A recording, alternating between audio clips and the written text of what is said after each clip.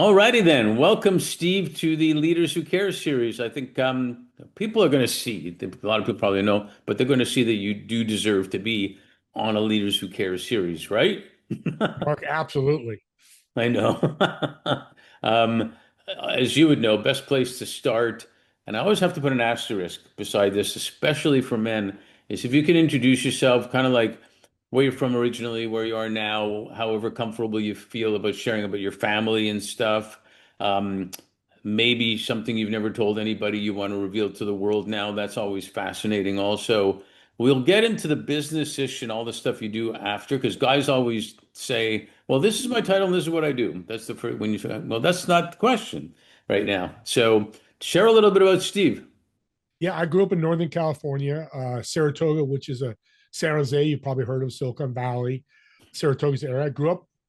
I don't talk about this a lot. Very well off. My dad was. They made a lot of money. We had everything we needed, but wasn't our family wasn't happy. To be honest with you, it just money doesn't solve those problems. Yeah. But I learned as I got into sports. Sports was a big aha moment for me because I started building these friendships. And I just talked to my friend yesterday. We've been friends for 55 or 50 years. That's amazing. Yeah. But that's what happens when you connect with the right people. And, here in the Bay Area, California's changed a lot. A lot of things have happened, not so good. But one thing I'll tell you that I've never told anybody, I remember driving from JC, driving to work, and I sat at a stoplight and my girlfriend was breaking up with me. I'm like, oh, woe is me. And I looked over at the bus stop, and Mark, I was blown away. There's a guy there on a wheelchair, get wait for the bus. And it was like God and the world slapped me in the face and said, Steve, what the hell? That guy will never walk again, probably. And you can walk, you can eat, all the and my called my dad, love you, dad. It changed my vision. I'll never forget that day. I was mid-20s. Like, wow, I got a lot more than I thought I had. Yeah, no, I hear you. Do you have a family now? Do you have kids? Are your parents still around? Are your great My grandparents still around? Yeah, I've only have my mom left, and I got four siblings that are still around. My wife, we got married 3 years ago. I got married at 61, a late bloomer. You said it earlier, but hey, it's never too late when you find the right woman. And she's Yeah. got four kids, so I've got four stepkids. Oh, We're you're the Brady Bunch. Yeah, exactly. Look at those boxes. What do they call empty nesters? We're empty nesters now. It's just us two. And Dog? a dog. We have two dogs. Love our dogs. Our dog's 14 and one, and boy, they have 14 fun and out there. one? 14 and one. Can you imagine? 14-year-old doesn't like the 1-year-old, but she puts up with it. Yeah, That's that's what happens. absolutely. Usually it's payback. They say payback's a bitch, if you will. We had four dogs at one time, two Dobies and two Min Pins, and um, the younger Doberman, when we got the little Min Pins, younger Doberman used to really bug the older Doberman, and then when the Min Pins came and started bugging her, payback time for what you did to the other guy, and the older Doberman's looking back and saying, "See, I told you they'd get you." Oh yeah, oh yeah. It's they're funny watching because you're right. The little one, because the energy, they're full of energy. The 14-year-old's like, hey, I want to eat, relax a little bit, a lot. And she'll come up with liquor, let's play, and she'll nip at her. It's fun to watch. Exactly. It's a great interaction. Yeah, they're the best actually. So, with respect to that, then the kids and the experiences, what were you like as a kid? I gather sports, but is that what you were mostly involved in, or what else? Yeah, I really was. My uncle was a really big idol to me. He played for the New York Giants for a year or two. I didn't see him play. I was too young, but I would sit with my uncle and hear all these wonderful stories. He'd say a story at the Roosevelt Hotel in New York when they go in, that's where they stayed. And Frank Gifford, the ladies all up on the burn there. And I will never forget, he told me like 100 times. But there's Frank Gifford, two women in his arm, going to the elevator, going up. And I was just excited and That's what enthralled got with him into that. trouble, wasn't it? Oh, absolutely. Yeah, he enjoyed life. We'll just say that. But I enjoyed the stories. My uncle had great stories because I was a big sports fan. From Hmm. growing up, sports was a big part of me. But also, too, was connecting with people, connecting with friends. being a life of the party, making sure people are taken care of, all that stuff too. Now that's when you were a kid, you saw Yep. that. Yep. Interesting. Did you get involved in any playing instruments or anything else? I was musically deaf. I couldn't, I tried to play piano. I quit that. Did the trombone, did that for a little bit just to please my parents. But no, yeah, music and me don't work. Don't ask me to sing either because we'll shut this podcast down if I do. Thanks for the warning. I know when I used Yes. to sing in the car, it's funny, I don't know why it happened. The radio always was turned on after that, you know? It was like quite Helpful. incredible and stuff. But yeah, it's interesting. I tried a little bit of piano, then guitar, and then I was singing a little bit. And that's when they said you should try the trumpet. I don't know why they would say that after my singing. You should try the trumpet. And but I was always involved in sports too, and I just didn't have the patience to really learn it the properly how you'd want to do it. So, but fun times. And then academically, you went to. And this is interesting for me. You went to West Valley College, got your phys ed teaching and coaching, but then also San Jose State, you got your bachelor's in kinesiology and exercise science. I've always loved kinesiology because I've also been involved in sports for a long time. What were you envisioning at that time, and what was exercise science about then?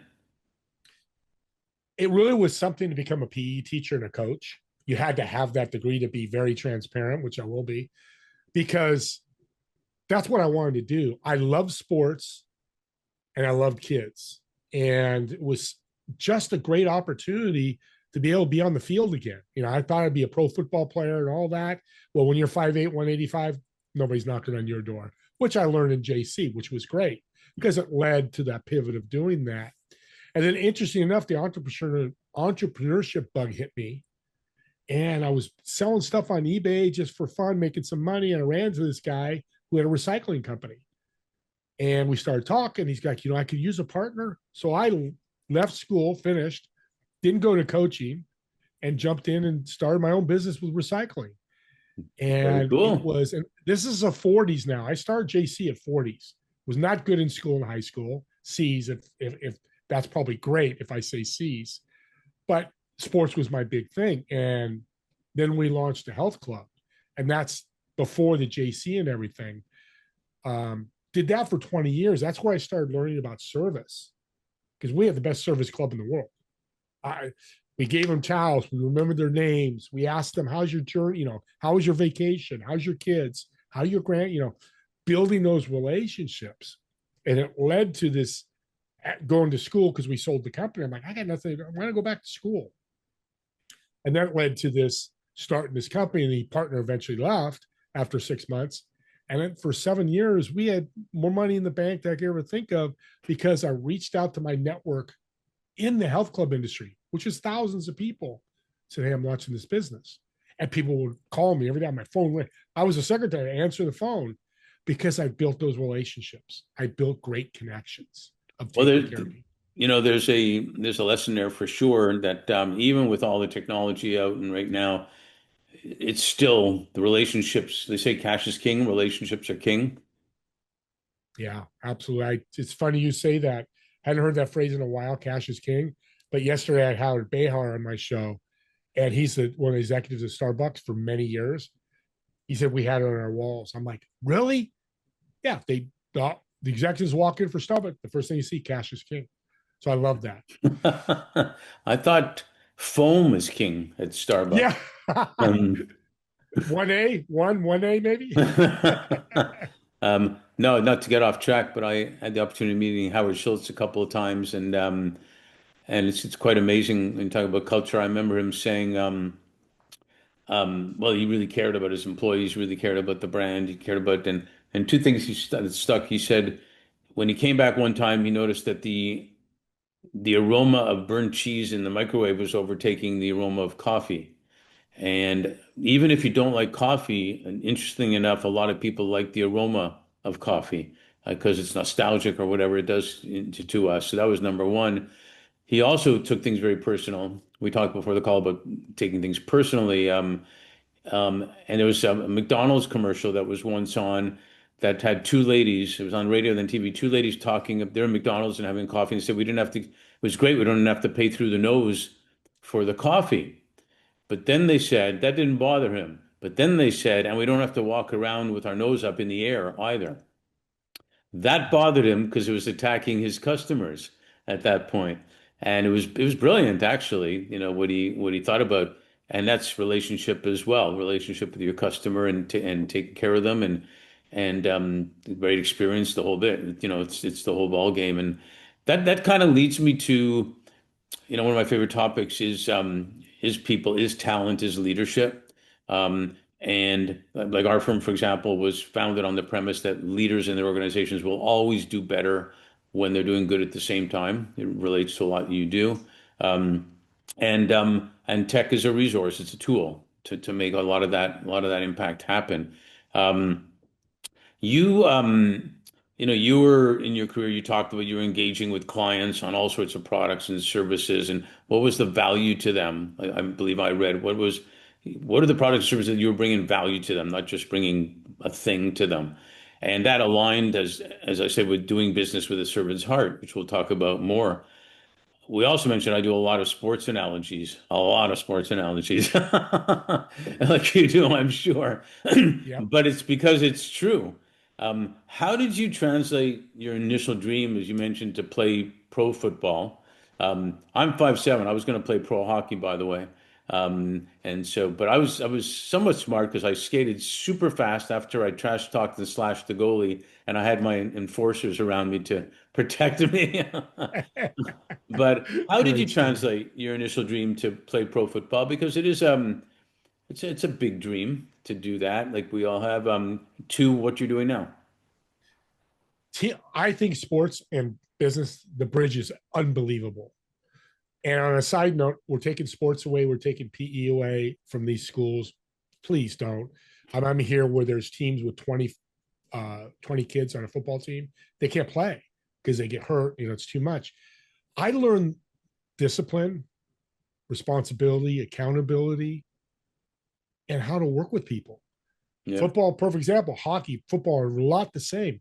You don't work with a team like you said. I slashed the goalie. I got to make sure my enforcers are there. right. Well, you knew that you couldn't do it alone. If you did something, you'd have somebody to have your back.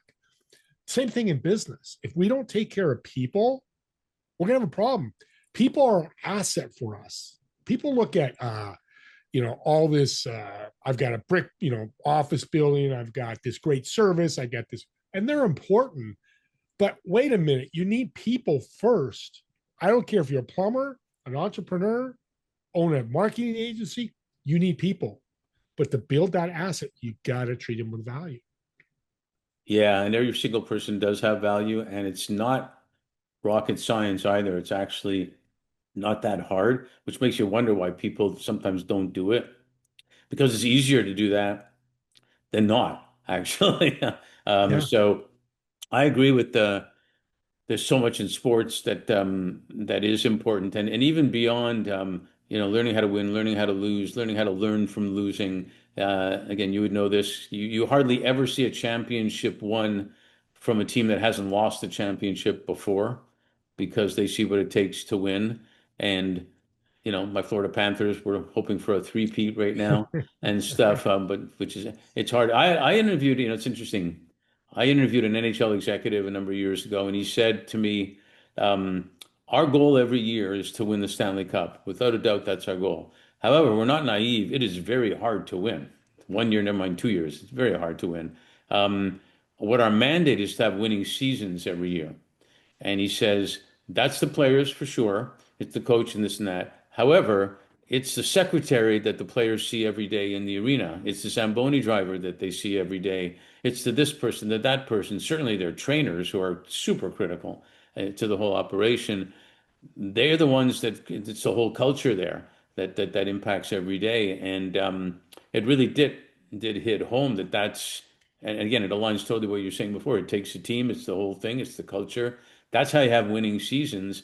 And that's what sports teams want. That's what businesses want. In fact, that's even what families want. It's just a different definition of what a winning season is. So Yeah. I'm assuming you totally get that.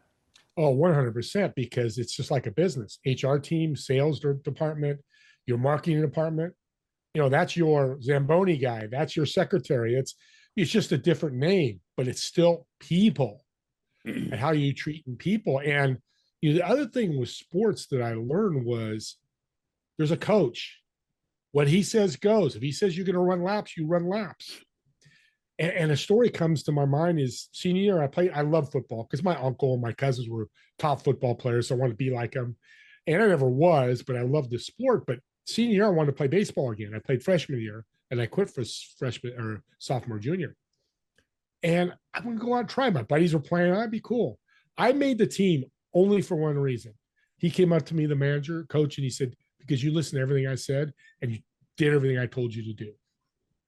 You're not the best player. Probably a couple other kids I could have kept, but I knew I could trust you. I'll never forget that story because you know what? That leads to business. I want people to trust. And a real quick note why people aren't serving people COVID, fear. I can't serve Mark. I need to make a sale. I got to pay. I hear it all the time. I got to pay bills. Well, me and Mark got to pay bills. You listening got to pay bills too. It's the how, when, or where that money's going to come. We don't worry about it. You just keep trudging forward and serving, and it will come. It's come for me. And I know it's come for you. Yeah, 100%. Yeah, customer experience, taking care of people always comes back 100%. And something you said there before is also hit home. I'm trying to remember which point, but well, it has to do a lot to do with trust. You know, and I know what it was. An executive told me he was having the best time being a CEO because he could actually show his emotions now. He can actually be vulnerable. He can actually doesn't have to pretend to know everything. And and it hit home because most executives I talk to, especially men, but women now too, um, their confidence, unbelievably, is based on when he was 9 years old and the coach put him out on the field or the ice in the most critical time in the game and doesn't even tell me if he scored or didn't score or whatnot. The coach actually put me out in that critical time of the game. And he trusted me, he believed in me, he cared about me. And it's almost like that one moment in time was the foundation for the executive to have the confidence in himself or even herself later. And we know trauma stays in our body, negative trauma stays in, but so does, for lack of a better word, positive trauma or Mhm. positive trust, whatever you want to call it. And I think that happens a lot, in the sense of, I'll add another thing to it, and I love your comment. ROI of people. If a player makes a bad move and whatnot, um, and the coach yells at him, tells him you suck and you get on the bench, you're not going to play ever again, this and that and other, or talks to him or her and says, this is what happened, this is what went wrong, this is what now get back out there and bam. Same thing with an employee. If you fire that person or get rid of them or really put them down, your ROI is lost that you could have had by doing the other way, and the loyalty you'll get, whether it's your kids or an employee or a player on the team, the loyalty you get is going to be beyond anything because of the coach really cared. He was not to be cute, a leader who really cared. Yeah. Well, I 100% agree. And I think of, let's use hockey because you love hockey. Wayne Gretzky. Did he ever make a mistake?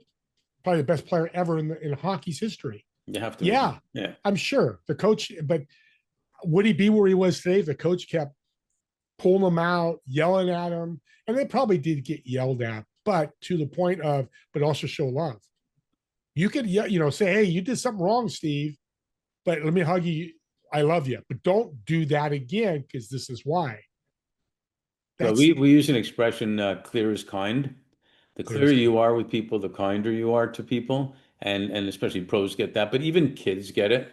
All in all, and that's where sports aligns there. Was there any experience or inflection point that's really stood out for you during your recycling, during your different businesses you did before, that stuck? Yeah. When we had the health club, I was stuck at the front desk because that's the job they gave me. Um, but people knew my families were the owner. I was, so they looked at me differently, so, which was good and bad. But Right. they'd come to me and go, "Steve, you're expecting us to say everybody's name, but we have 1,000 people coming every day during my shift. And my cousin went, hey, I say Tony, I don't remember his name, Tony, just look on the, when people check in, just look on the computer screen. Hey, Mark, welcome to the club. Well, are you cheating? No. Does that person know? No, they don't care. And even if you don't remember, ask, excuse me, I haven't seen you in a while. What was your name again? Mark, man, it's the energy you do that. That right there, I try to remember everybody's names. When I learned that back at 18, 19 years old, it was a game changer. And then the other quick story, financial advisor kept coming in. He called me kid. Hey, kid. Hey, kid. Guy working with multimillionaires. And he came one day and threw a book at me called The Wealthy Barber. He said, do me a favor. You've been good to me, kid, but I want you to read this book. This will help you in the future. So I read it, came back the next week. Did you read it, kid? Yeah. Saved 10% of my income. And I was making $5 an hour, $3 an hour. It's 79.80, Hmm. which is fine. So I started doing that. And about 10 years went by. He had left the club. And I looked at the account because he told me, don't look at it. Don't take money out. Just let it compound, as we always hear. And there was $68,000 in there at 28 years old.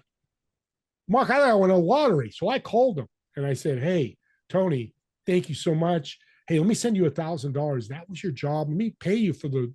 He goes, no, no, no, no, kid. I'll tell you why. I'm like, okay, tell me. He goes, when you took the book and you read it and followed the instructions and stuck with it, the universe paid me back. I'm sure a billionaire, a multimillionaire came to my business, came to me because I served you. You served me by reading the book. Sure. Mark, game changer from there. Yeah, no, it works. Call it an energy, call it whatever you want to call it. Yeah. It doesn't matter. We actually make too many opinions on what we call things, and rather than just get solutions, so everything's a category and stuff. But hey, tell me, they say the fourth industrial revolution is about technology, especially AI, without a doubt. But they're talking that the fifth is about humanity. Um, so some of the human things you've done, how did you get to be a foreign exchange trader and then recruit others to do the same? I was excited. 2019, I met Sean Lucas, who was one of the top traders in the world. He had this humanity, speaking of humanity, this humanity um, journey he wanted to do. He had gone to China for a legal battle between the United States and China with trading platforms. So the government had to send him out, and he stood up in this warehouse, Mark, thousands of Chinese kids trading on different platforms. And that didn't work. So the kids would be asked to leave. He's like, why can't I do this for Americans? Because for an hour, they can make $100, $200. Well, the average wage is $150 a day. Why can't I teach and pay and give them the capital to do that? So I paid for his coaching. He came back, gave me the money, and I've been trading since 2020. Really, his money, it was my money, but he gave it back to learn how to trade. And we have classes all day. But that what excited me. And I love the energy of trading. I love Yeah. getting up early because I can get up and trade, but still work. So I was getting two things done, a multitasking, which don't try to do too much, but you don't need to focus on trading all the time. But I only do like an hour and a half, 2 hours a day. And then I get into my work. But I just love the human, the value of people that he really brought to the program. Yeah, no, it does stick and stuff. So what does now look like in your life and what's ahead? We talk about AI. AI is fast and furious right now, and it's really hard sometimes for entrepreneurs who aren't tech people that are founders, because it is moving so fast. And you're continuing to deal and engage with human beings in your business on your TV show, which I love. Putting purpose before profit is great, and your podcast we talked about. Where are you now, and what's ahead for you? So I want a million people to see the message doing business with a servant's heart, whether it's seen on the podcast or a podcast host, guest, excuse me, or audience shares it out. Because I was just talking earlier today with a gentleman. He's saying we build our own little words of kindness, of servant heart, and put those worlds together. We'll overtake the world that's the news driven, social media driven, and etc. That's my goal for this year. The other thing is I'm excited to say because of my podcast, I'm building two cities, one in Southern California and one in Nevada. and we're putting renewable energy in there. We're getting jobs for an Indian tribe that's nearby. Um, just super excited to be able to take care of my family, but with more abundance, Mark. And I know you do this because we talked about last time we met, is now I could help more people. That is super exciting. Yeah, no, I'd love to hear more about that. It is super exciting. And the message does get out there. Servant leadership, leaders who care, people before profit. And it's interesting. Really quick, I got offered my dream job way back to work for one of the pro hockey teams, and at the same time, I got offered at much less money to head up this global leadership development organization, nonprofit. That's how I got down to the States. And the only person that told me to take the nonprofit less money and turn down my dream job was the president of the hockey team that offered me the dream job. Wow. And I was thinking about it when you talked about those guys that told you to do this, and he did it because he really cared about me. Um, I thought he cared about me when he offered me my dream job, but he really cared about me more when he told me to do that because that was the opportunity that was important for me to take at that time. And so it is pretty incredible. In LA we say leave them wanting more so we can do a sequel. We'll probably have to do a sequel for Love to. sure.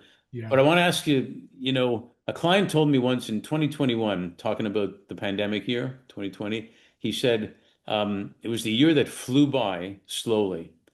And I thought, what a great line. And it almost still applies because people kind of feel that it's yesterday and years ago at the same time. And now we're almost at the end of 2025. Actually, they say COVID's picking up, interestingly enough, in Mm. California right now. Um, Going to another one Yeah. of those. But Yeah. so with all that's happened, what are you most grateful for, and what are you most hopeful for? I'm grateful there's people out there that want to meet, that I get the opportunity to meet with people and be able to bring them value. Um, I'm grateful for people like you, Mark, that really kindness matters. And I thought I was in this bubble when I met you and other people like, oh, kind, everybody's in kindness. No, they're not, because I'm hearing stories outside there. So I'm grateful I have the ability to get this message out through my podcast, through other people, through this wonderful program, to be able to make a difference. I want to leave my legacy. And my business partner, Max Lambright, shout out to him, has this. He said on a podcast we did, legacy is like the credits at the end of a film. My wife and me like to stay and see, like Marvel will do the outtakes or whatever, the Right. second shows. Exactly. But what is your credits going to look like when you leave this earth? And that's my goal. I've got so many emails. I look back and, hey, that was one of the best meetings, Steve. Man, the value you brought me. I'm going to brag. I had a guest on Saturday calls the brag factor, BRAGG. Why not brag? When you're doing good like you are, Mark, you're doing so much good. Tell the world about it and say, come join me. Join it, jump on my train. Let's do good for a long period of time. Yeah, that's terrific. And hopeful for, I guess that's what you're hopeful for too. Me too. Yes. It's interesting because Pat Riley and others in sports have said, their legacy is all the assistant coaches that became coaches. And when you talk about kids, it's funny how parents get way more fulfilled by the legacy of their kids accomplishing versus their own accomplishments. In a weird way, you think their own accomplishments would be a little touch higher, but it's not even close to what your kids do. And that's the legacy too. So, well, I got to tell you, I'm grateful to have a new friend. That's pretty Me cool. too. So thanks Yes. for that. And I think I'm grateful and hopeful because of what you're doing also with respect to the cities, with respect to sharing the message. Because you're right, there's so much stuff happening in the world, but as you do you, I'm sure I get inspired and it helps my mental health even talking to all the people that are leaders who care, if you will, are servants and want to, even down to the 12, 13, 14-year olds we're talking to these days also that are we were going to call future leaders who care, but they're now present future leaders who care and doing great stuff. So thanks for what you do. Thanks for being on the series. Thank you very much for having me. It's been great.